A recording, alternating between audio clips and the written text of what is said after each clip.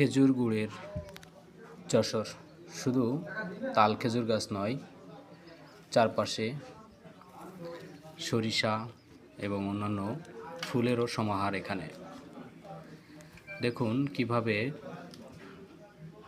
ফোটায় ফোটায় যশোরের মন মাতানো সুগন্ধিযুক্ত খেজুরের রস গাছ থেকে পড়ছে।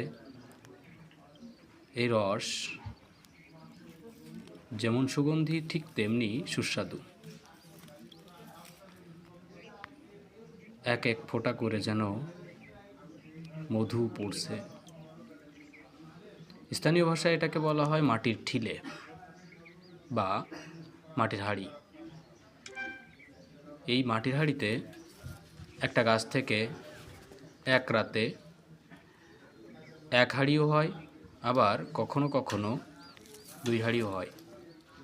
তবে সেটা বেশ লং প্রসেস, এবং এই যে গাছটা কাটা হয়েছে সেটাও খুব টেকনিক্যাল বিষয়।